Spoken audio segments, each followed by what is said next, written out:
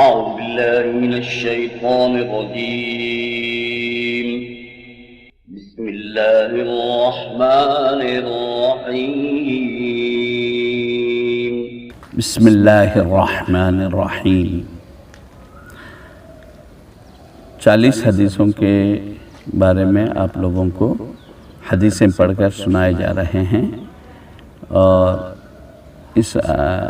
ان احادیث کو جو پڑھ رہے ہیں اس کا تلفظ اچھی طرح سنیں اور بچوں کو اسی طرح یاد دلائیں۔ ایک ایک لفظ بچوں کو الگ الگ یاد دلائیں تو اچھی طرح یاد کر لیتے ہیں۔ صبح کا اٹھنا، نوم الصبحتی یمنع الرزق، صبح کے وقت کا سونا رزق کو روکتا ہے۔ یعنی اصل یہ سرخی ہے صبح کا جلد اٹھنا، صبح کا اٹھنا سرخی ہے، اور بتلا رہے ہیں صبح کا سونا رزق کو روکتا، مطلب صبح جلد اٹھیں گے تو رزق میں برکت آئے گی۔ اور آج لوگ جو مصیبتیں، پریشانیاں، بیماریاں، آفتیں، گھروں میں لڑائی جھگڑے، یہ سب پنچایتیں جو ہو رہے نا، اس حدیث پہ عمل نہ کرنے کی وجہ سے۔ اگر اس حدیث پر عمل کرے، صبح جلد اٹھیں، فجر کی نماز پڑھنے کی عادت ڈالیں، تو پھر دیکھیے گھریں رحمت کا دہ بن جاتے ہیں۔ تو صبح کا اٹھنا یعنی صبح جلد اٹھنا، نوم الصبحتی یمنع الرزق۔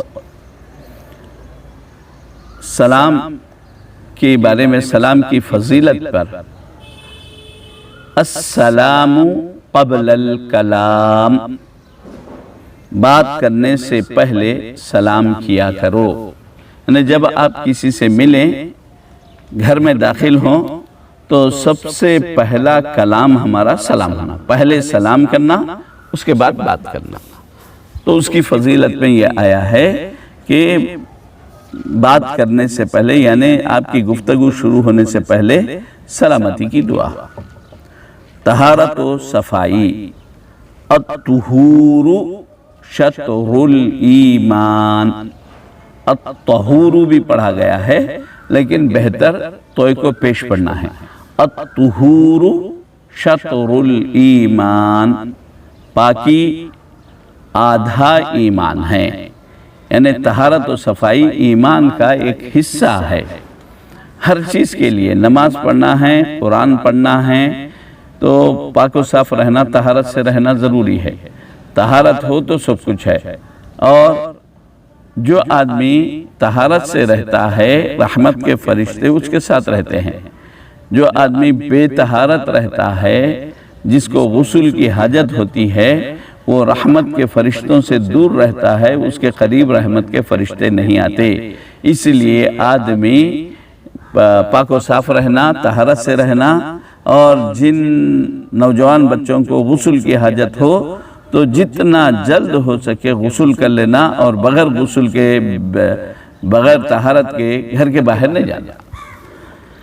وضو، الوضوء مفتاح الصلاة، الوضوء مفتاح الصلاة، وضو نماز کی کنجی ہے۔ یعنی جس طرح کفل کھولنے کے لیے کنجی ضروری ہے، گھر میں داخل ہونا ہے، باہر سے کفل لگا ہوا ہے تو کفل کھول کے اندر جاتے۔ تو نماز اگر پڑھنا ہے تو نماز شروع کرنے سے پہلے، یعنی نماز کو، یعنی کفل ایک معنوں میں، اس کو شروع کرنے سے پہلے وضو کر لینا ضروری ہے، بغیر اس کے نماز نہیں پڑھ سکتے۔ نماز کی فضیلت کے بارے میں، نماز الصلاۃ عماد الدین، نماز دین کا ستون ہے۔ جس طرح گھر کا چھت ہوتا ہے، پلروں پر ٹھہرتا ہے، بغیر پلروں کے چھت نہیں ٹھہرتا، تو اسی طرح دین اسلام کے جو پلر ہیں، ان پلروں میں بنیادی پلر، اصل فاؤنڈیشن گھر کا کیا ہے؟ یہ نماز ہے۔ نماز کی فضیلت کے بارے میں یہ حدیث بیان کی گئی، الصلاۃ عماد الدین، نماز دین کا ستون ہے۔ دعا یعنی نماز کے بعد دعا ہوتی ہے، نماز سے پہلے بھی ہوتی ہے۔ دعا کی بھی بہت زیادہ اہمیت ہے کہ دعا اپنے لیے بھی، دعا دوسروں کے لیے بھی، سبھی کے لیے دعا ہے، اور دعاؤں کے صدقے ہی میں سب کچھ بنتا ہے۔ حدیث شریف میں ہے دعا کی فضیلت کے بارے میں، الدعاء مخ العبادہ، مخن کہتے ہیں مغز کو، دعا عبادت کا مغز ہے۔ یعنی جس طرح آم ہے، آم کے اوپر جو رہتا وہ چھلکا ہے، آم کے اندر جو رہتا وہ گھٹلی ہے، درمیان میں مغز رہتا۔ آدمی کو نہ چھلکے سے واسطہ نہ گھٹلی سے، مغز سے واسطہ ہے۔ تو اسی طرح نماز وغیرہ پڑھ لیے تو اس کے بعد اپنے لیے اپنی سب سے پہلے جو دعا کرنا ہے اپنی مغفرت، ایمان پر خاتمے کی دعا، یہ بہت اہم چیز ہے۔ الدعاء مخ العبادہ۔ تلاوت قرآن، افضل العبادت قراءة القرآن، افضل العبادت قراءة القرآن، قرآن کی تلاوت بہترین عبادت ہے۔ قرآن کا بہت بڑا مقام و مرتبہ ہے۔ قرآن جو کوئی آدمی قرآن پڑھے گا، صبح میں خاص طور پر اہتمام کرے گا، ایک حرف کے بدلے میں 10 نیکیاں ملتے ہیں، ایک لفظ نہیں، ایک حرف کے بدلے میں۔ اگر ان سورہ فاتحہ پڑھنے بیٹھ جائے تو سووں کے ہزاروں کے نیکیاں اس کو مل جاتی ہیں۔ روٹی اور کھانے کا احترام، اکرم الخبز۔ ہمارے اساتذہ کرام چونکہ عرب میں چاول وہ لوگ بہت کھاتے نہیں، بہت کم استعمال ہوتا، عموماً وہ لوگوں کی غذا 3 وقت بھی روٹی ہے، بلکہ کھاتے 2 ٹائم ہیں۔ یا ہم لوگ ہیں جو 3 ٹائم کھاتے ہیں، ورنہ صبح میں وہ لوگ ناشتہ نہیں کرتے، ظہر سے پہلے کھانا کھا لیتے، پھر مغرب کے بعد کھانا ہوتا۔ تو ظہر سے پہلے جو دوپہر کا کھانا، جس کو ہم جو ہے نا لنچ کہتے ہیں، اس کو کہتے ہیں غدا، اور ڈنر کو کہتے ہیں عشاء۔ پہلے جو ہے نا یہاں پر ظہرانہ اور عشائیہ اردو میں استعمال ہوتا تھا، ظہرانہ اور عشائیہ، عشاء نہیں، عشاء نماز عشاء کو بولتے ہیں، اور یہ مغرب کے بعد کے کھانے کو عشائیہ کہتے ہیں۔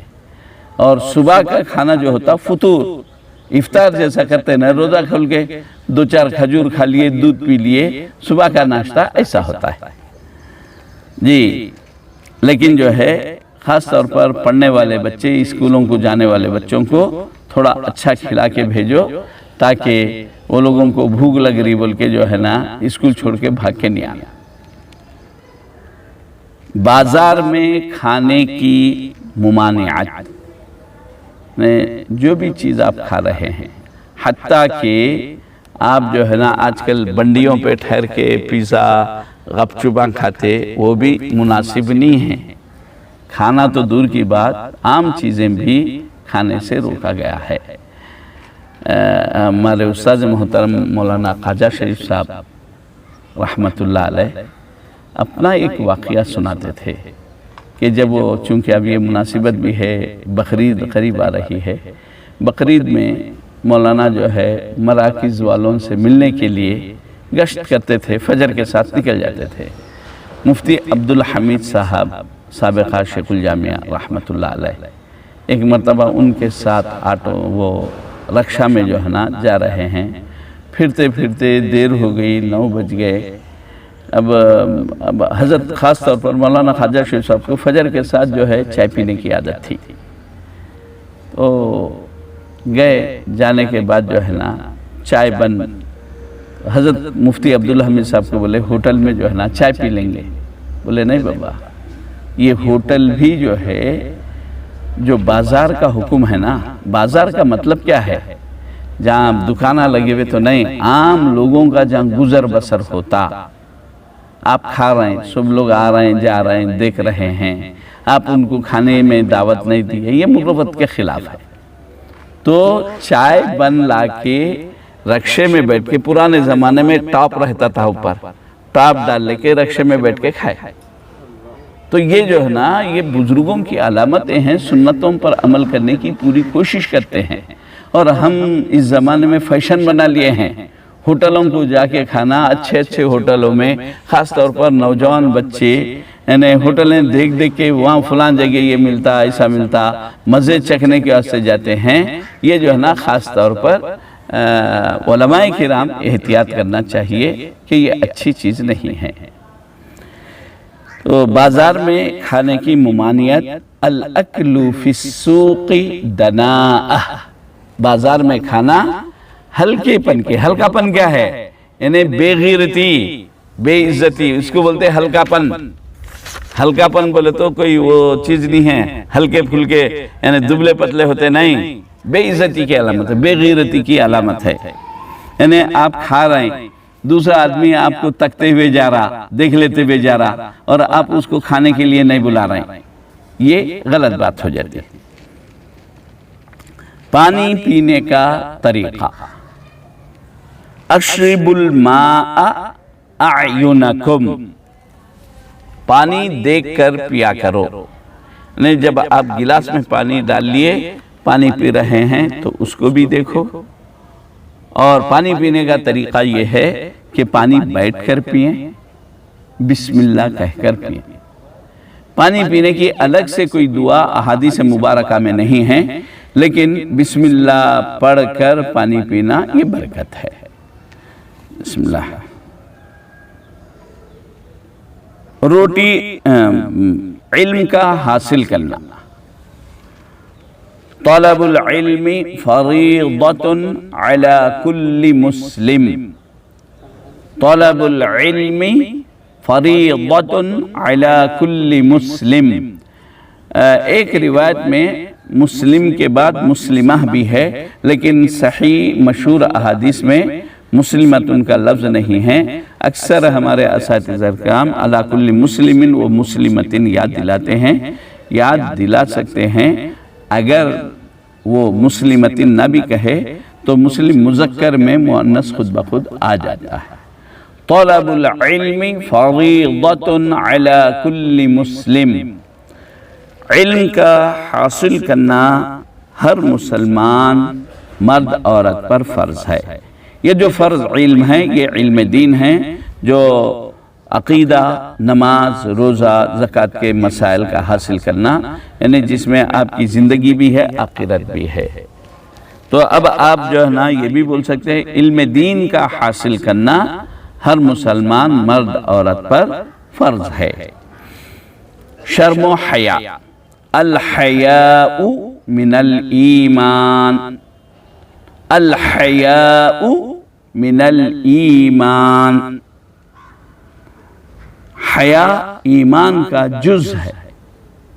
یعنی انسان کے اندر فطری چیز ہے کہ بری بات کہنے سے، بری بات سننے سے شرماتا ہے۔